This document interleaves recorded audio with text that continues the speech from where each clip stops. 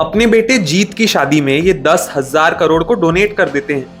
जहां एक तरफ मुकेश अंबानी अपने बेटे अनंत अंबानी की शादी में 5,000 करोड़ का खर्चा करके पूरे वर्ल्ड में सबसे लैविश शादी करते हैं, दूसरी तरफ ये देश के दूसरे सबसे रईस बिजनेसमैन वो इससे डबल अमाउंट एक झटके में डोनेट कर देते हैं।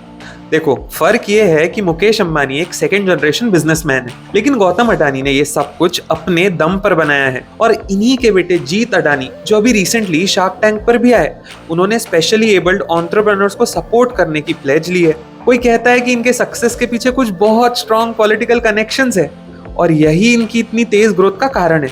तो चलो देखते हैं। तो 24 जून 1962 को गुजरात के अहमदाबाद में इस बच्चे का जन्म होता है, एक गुजराती जैन फैमिली में। गौतम भाई के पापा शांतिलाल अडानी का कपड़ों का छोटा सा धंधा था। अब धंधा भले ही छोटा था, लेकिन परिवार बड़ा था, क्योंकि गौतम भाई के 7 भाई बहन है। फिर क्या, सब स्कूल जाने लगे और फिर कॉलेज। लेकिन गौतम भाई ने ग्रेजुएशन भी आधे में ही छोड़ दी और 16 साल की उम्र में मुंबई जाकर डायमंड सॉर्टिंग का जॉब किया, जिससे उन्हें ग्लोबल ट्रेड और बिजनेस वर्ल्ड का एक्सपोजर मिला। 3 साल मुंबई में जॉब करने के बाद गौतम भाई को उनके बड़े भाई मनसुख भाई अडानी ने अपनी प्लास्टिक फैक्ट्री मैनेज करने के लिए बुलाया। ये वही वक्त था जब गौतम अडानी ने इंपोर्ट एक्सपोर्ट के बिजनेस में अपना पहला कदम रखा। प्लास्टिक पॉलीमर्स इंपोर्ट करने से उनकी ट्रेडिंग का सफर शुरू हुआ। 1986 में इनकी शादी डॉक्टर प्रीति वोरा से हुई और 2 साल बाद 1988 में 26 साल की उम्र में उन्होंने अडानी एक्सपोर्ट्स की शुरुआत की। अब जब 1991 में हर्षद मेहता स्कैम करने में बिजी थे, गौतम भाई अपने बिजनेस को फैला रहे थे। Agree commodities, power products, salt etcetera का जम के बिजनेस किया। लेकिन 1995 का साल अडानी ग्रुप के लिए एक टर्निंग पॉइंट था, क्योंकि तब गुजरात के मुंड्रा पोर्ट का डेवलपमेंट शुरू हुआ, जिसे बनाने का कॉन्ट्रैक्ट अडानी ग्रुप को मिला। और 10 पैसा पर स्क्वायर मीटर पर कांग्रेस लीडर चिमन भाई पटेल ने गौतम भाई को जमीन दे दी। क्यों? क्योंकि इन्होंने क्या बोला कि देखो, ये पूरा वेस्टलैंड है, वैसे भी किसी काम का नहीं, पानी में तो रहता है आधा, मुझे दोगे तो इंडिया का सबसे बड़ा पोर्ट बना के दिखाऊंगा। और 2005 में जब मोदी जी सीएम बन चुके थे, तब तक अडानी ग्रुप को लगभग 7,000 हेक्टेयर लैंड अलॉट हो चुका था। लेकिन एक मिनट, 2002 में जब गुजरात में दंगे हुए और लगभग 1,000 लोग उसमें मारे गए, मोदी जी पर बहुत सारे आरोप आए और एक पावरफुल ट्रेड एसोसिएशन जिसका नाम था the confederation of Indian industry, उसने गुजरात से डिसइन्वेस्ट करना शुरू कर दिया, जो गुजरात की इकोनॉमी के लिए बहुत ही ज्यादा डेंजरस था। लेकिन ऐसे टाइम पर भी गौतम भाई गुजरात में इन्वेस्ट करते रहे और एक ऑर्गेनाइजेशन भी सेटअप किया जिसका नाम था रिसर्जेंट ग्रुप ऑफ गुजरात। अच्छा, गौतम भाई वाइब्रेंट गुजरात समिट के भी फाउंडिंग मेंबर बने। समिट क्या लेवल की होती है इसको समझाने के लिए बता दूं कि पिछले साल इस समिट में 45 लाख करोड़ से ज्यादा का इन्वेस्टमेंट कमिटमेंट आया है सिर्फ गुजरात में। कहानी पर वापस आते हैं। 2008 में 26/11 वाला जब ताज होटल पर अटैक हुआ ना, तब गौतम भाई उसी होटल के अंदर थे, पर ऊपर वाले का हाथ हो तो किसी का कोई क्या ही कर सकता है। वैसे आपका हाथ भी अगर सब्सक्राइब बटन पर आ जाए तो मैं ऐसे वीडियोस बना सकूंगा। गौतम भाई और उनकी फैमिली की नेटवर्थ पिछले साल अपने प्राइम टाइम में 10 लाख करोड़ से ज्यादा थी। लेकिन भाई, ये बिजनेस कौन से करते हैं और यहां तक पहुंचे कैसे? तो कहानी को कंटिन्यू करते हैं।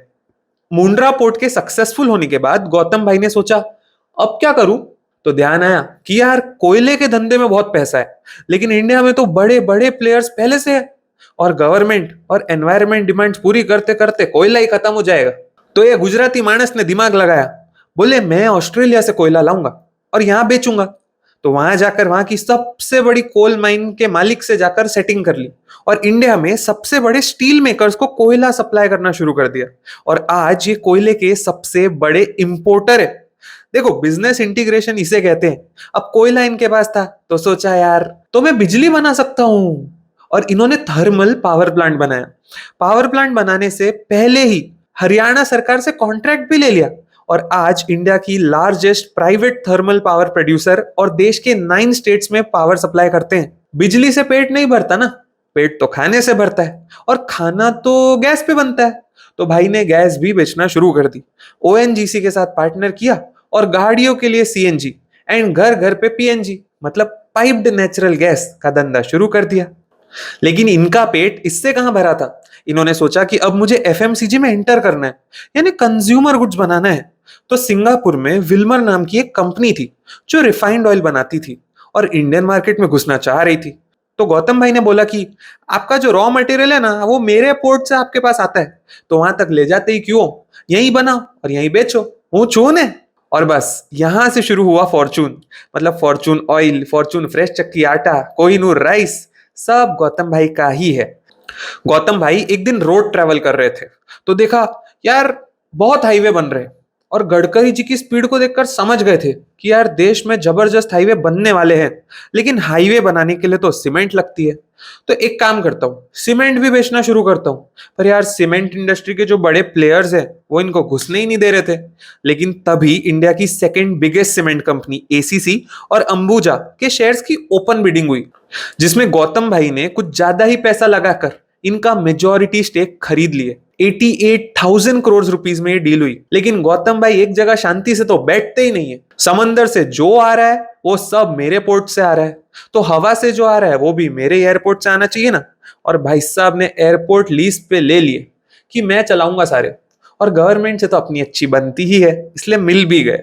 Ahmedabad airport, Mumbai airport, Mangalore airport, Thiruvananthapuram airport, Guwahati airport, Lucknow airport, Jaipur airport, सब भाई साहब के ही है। और मुंड्रा के अलावा गंगावरम, कृष्णावरम, कराकैल, दहेज जैसे 13 पोर्ट्स अडानी ग्रुप के हैं। बस यही नहीं, अभी और सुनिए, गौतम भाई रिन्यूएबल एनर्जी भी बनाते हैं, मतलब हवा को भी नहीं छोड़ा, विंड मिल्स लगाऊंगा, सूरज की रोशनी को भी नहीं छोड़ा, पैसा तो उससे भी कमाएंगे, सोलर प्लांट लगाऊंगा, और छोटा मोटा नहीं लगाऊंगा, दुनिया का सबसे बड़ा एनर्जी पार्क बनाऊंगा। स्पेस में जाए ना कोई, स्पेस में, तो वहां से भी दिखना चाहिए, इतना बड़ा बनाऊंगा। ओए वो हिंडनबर्ग वाला किस्सा कट कर, अब जो कंपनी ही बंद हो गई उनके किस्से क्या सुनाऊं। Coming back to the story, अब बस यार इतना पैसा ये भाई साहब बांटेंगे कैसे। तो गौतम भाई ने 2032 को अपनी रिटायरमेंट का ईयर रखा है, मतलब जब वो 70 साल के हो जाएंगे। और उनके बाद ये 4 लोग हैं जो फैमिली ट्रस्ट और सारे डिसीजंस और इतनी सारी वेल्थ को संभालेंगे। तो गौतम भाई के 2 बेटे हैं, करण अडानी और जीत अडानी, और 2 भतीजे हैं, प्रणव अडानी और सागर अडानी। तो अडानी पोर्ट्स को संभाल लेंगे करण अडानी, मतलब लॉजिस्टिक्स का पूरा बिजनेस इनके पास गया। एयरपोर्ट ऑपरेशन को संभालेंगे जीत अडानी। अडानी एंटरप्राइजेस की जवाबदारी, जहां पर एग्री ट्रेडिंग और कमोडिटीज का बिजनेस है, वो संभालेंगे प्रणव अडानी। अडानी ग्रीन जो रिन्यूएबल एनर्जी पर फोकस करता है, उसकी जिम्मेदारी है सागर अडानी की।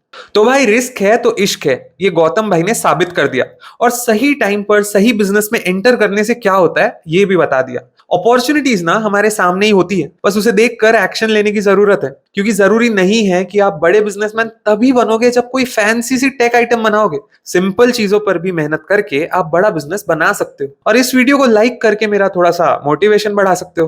बाकी अगर वीडियो में यहां तक आए हो तो कमेंट जरूर करना कैसा लगा, और अच्छा लगा हो तो सब्सक्राइब भी कर लेना। Thank you Narendra Modi for giving us this man.